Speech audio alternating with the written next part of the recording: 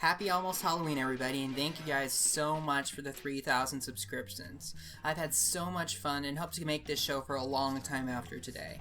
Some of you might remember that, back when my microphone was terrible, I reviewed a radio play called The Last Broadcast for my Season 1 finale.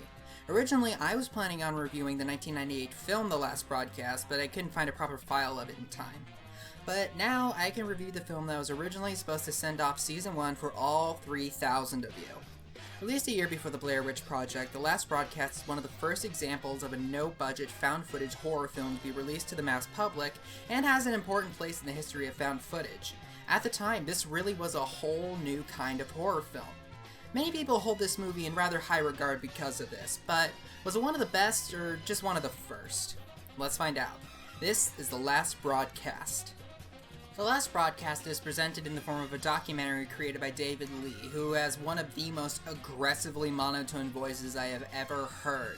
The question now for me is what? What really happened that night? And is Jim Seward truly responsible? And he also serves as the narrator, which makes this whole film somewhere between vaguely creepy and vaguely boring. The story is that there's this paranormal-based cable show called Fact or Fiction that's sort of going downhill, so they ask for fan suggestions. One fan suggests that they do a show about the Jersey Devil, a legendary monster that lives in the Pine Barrens of southern New Jersey. The Jersey Devil is this weird goat, pterodactyl, kangaroo-looking thing that goes around the Pine Barrens killing livestock and such. It's basically El Chupacabra if it was in New Jersey. I know this because I looked it up on Wikipedia. The film never sees the need to explain the Jersey Devil beyond the fact that it supposedly lives in the Pine Barrens, and doesn't explain what the Pine Barrens is much either. It doesn't say if the monster was particularly violent, it doesn't really talk about any sightings, nothing. I guess the film just assumes that everybody watching is from New England. Anyway, the two hosts of Fact or Fiction, Stephen and Locus, decide to go all out, camping in the Barrens for the night and seeing if they can catch a glimpse of the legendary monster. Before they depart, they gather the help of Ryan the Sound Man and Jim the Psychic. The four set out, but something goes terribly wrong. The next morning, Jim makes a 911 call from a phone booth, saying that he can't find the other three. Later, the mangled bodies of Locus and Ryan are found, and the corpse of Stephen is never even located, although enough of his blood is found for it to be certain that he did die that night. Considering that Jim was the only one who survived, he is the prime suspect for the murders. While more is learned about the case, circumstantial evidence against Jim begins to pile up. He was the one who decided on both the date and place, leading the group far away from any civilization. He also shows a violent tendency at one point, and has a 45-minute long gap in his alibi. But the real nail in the coffin is that blood that DNA evidence proves came from the other three is found on his clothes. Everybody else involved with the show had airtight alibis, and considering where the bodies ended up, the prosecution proved it was possible for Jim to get up, complete the murders, and return to his computer in 45 minutes as long as he worked fast. The jury finds Jim guilty, and he is sentenced to 2 consecutive life sentences in prison. Now, of course, none of the evidence used against Jim by the prosecution is airtight. In fact, the supposed trump card, the blood on Jim's clothes, is a little problematic. The amount of blood is just a few drops here and there, which is not consistent with the blood that somebody would get on them while violently murdering 3 people. But there are so many people in the documentary that use these slight inconsistencies to paint a pretty solid case against Jim as this house of cards made by fools itching for a conviction. This sort of bothers me. I know that it is all circumstantial evidence, but just because none of it is solid proof doesn't really weaken the case when there's this much of it. Considering the pileup of evidence, either Jim did it, or somebody worked very hard to frame him. If the case is the latter, it should be the defense's job to prove it, but the movie acts like the evidence needs to be beyond a shadow of a doubt. This paints the prosecution as mean and bloodthirsty for just sort of doing its job. There are just too many people jumping to Jim's defense for no particular reason well after the trial, which takes away from the realism somewhat. Wait, I think I heard something. Whatever. Where was I? Around the time that Jim dies in prison, the documentary's maker, David Lee, gets a strange package in the mail. It's a bunch of film from both Locus and Ryan's cameras that sheds more light on the case. Since this is a few years after the fact, this pretty much means that the only person who could have had that film would have been the murderer. It does make sense that the killer would steal the film, but it doesn't make sense at all to send that film to anybody unless they were absolutely sure that it wouldn't incriminate him. But there are 2 parts of the tape that makes this logic collapse in on itself. Stephen runs off at some point, so Locus and Ryan go looking for him. The first important clip is footage of Locus and Ryan discussing the time while they're looking for Steven, and they mention what time it actually is. The time stated means that they were still alive at the point when Jim had to have been murdering them. However, I would like to point out that the film never even speculates as to why Jim went offline for 45 minutes then. You'd think that a freaking documentary about this incident would try to tie up loose ends like this, but you clearly have too much faith in this film. There's also this part of the tape that is supposedly the murder happening. I guess it's supposed to be all dark and shocking, but I can't even really tell what's going on.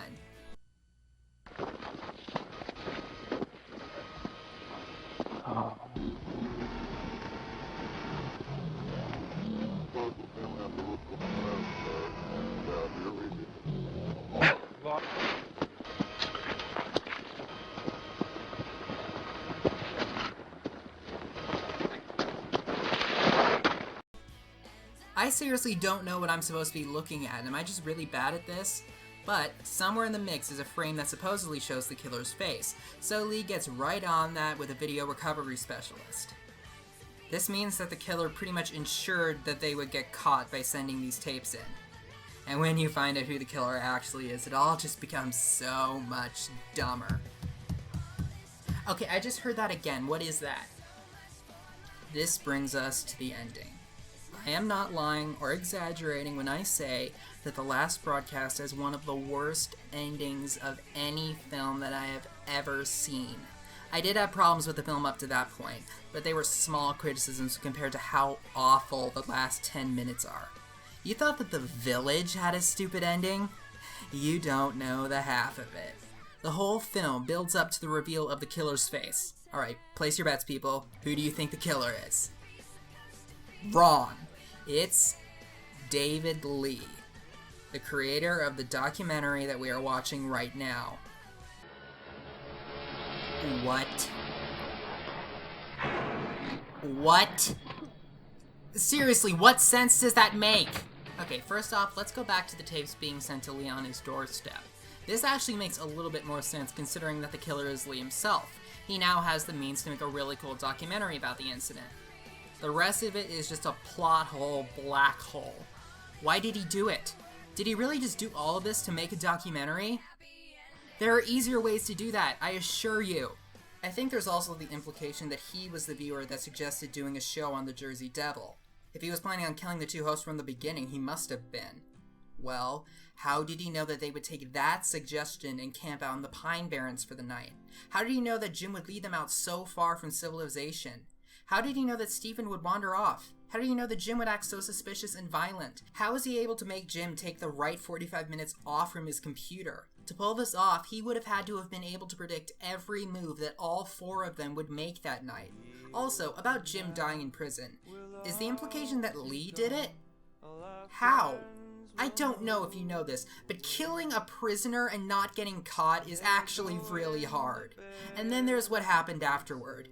Why would he ever want to make a documentary about the incident? It would just incriminate him. In fact, when the video recovery lady discovers that it's Lee, he kills her. He must have at least known that he would have to kill her to keep her quiet. That's just another body to hide and another chance to get caught. Then there's the fact that the rest of the film, after the reveal of the killer, is not found footage. It's the traditional third-person style of filming. Considering how the rest of the film was found footage up to that point, it makes no sense at all and is really jarring. Is this supposed to have really happened or not? Is it really that hard to come up with a reason why the psychotic filmmaker would film himself killing someone and hiding their body? The rest of the film was a documentary, but since there wasn't supposed to be a camera filming for the last 5 minutes, it ruins all traces of realism. Speaking of not being realistic, I assume that the documentary is something that Lee never showed anybody. It had to have been, or else he would have been instantly caught. So how am I seeing this? It is absolutely incredible how much is left unexplained or not explained enough.